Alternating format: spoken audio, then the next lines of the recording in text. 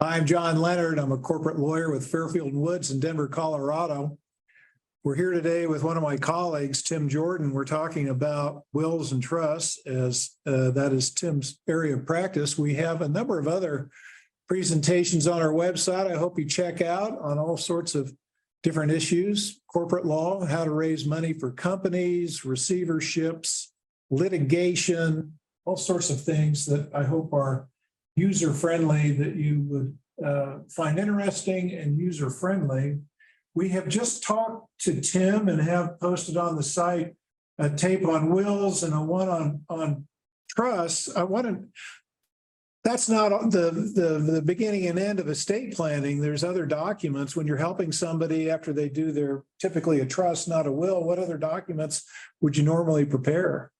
So when you're doing an estate plan for an individual or a couple, most people focus on, the death component, who gets my assets when I pass away. A comprehensive estate plan also includes planning for incapacity.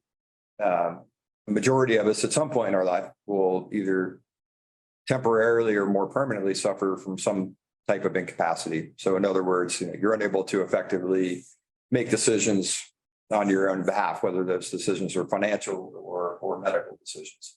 So part of a comprehensive estate plan includes powers of attorney. So we typically do a financial power of attorney and a medical power of attorney.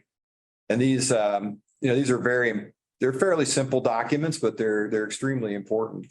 Just to give you an example, let's say I became incapacitated. We typically think of an elderly person with dementia or Alzheimer's.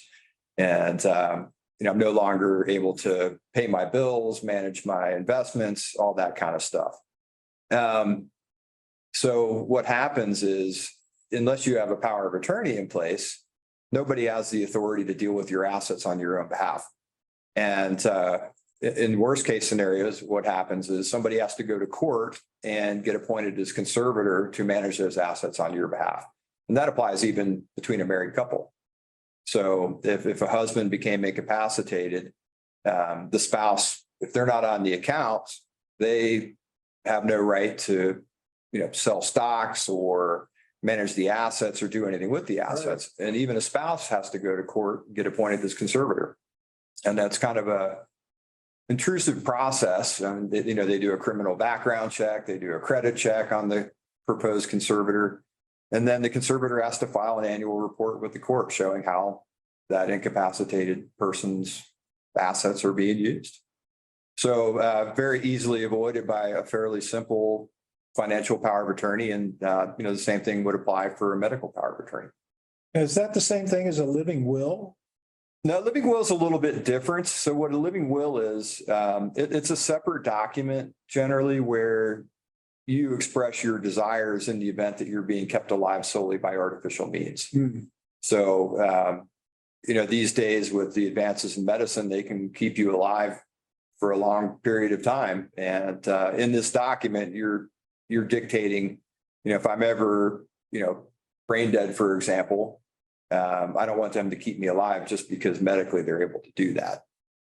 So that's kind of an example of how that would work. And then, you would say that in your living will that if I'm ever in this situation, take me off the respirator or whatever kind of life-sustaining treatment you're being provided. And so if I come to you for an estate plan, it would be typical that a client would get a trust, a medical power of attorney, a financial power of attorney, and a living will. Is that right? There's 4 documents. And also a pour-over will that accompanies the trust would be an additional document.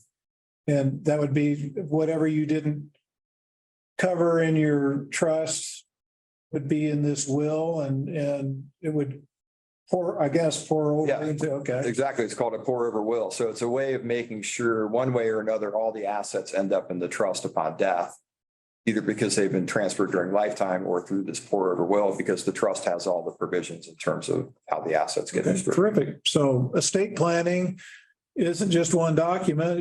It's 5. At least. It's at least 5. Well, thanks for joining us on this tape. about wills and trusts. And we've done one on wills, one on trusts, and now the other ancillary documents that make up the total package of 5 or so documents that a properly drafted estate plan will have. Thanks for joining us today. Be sure and look at our website. We have a lot of videos on different areas of the law that explain what we do, hopefully in a simple way. Thanks for joining us.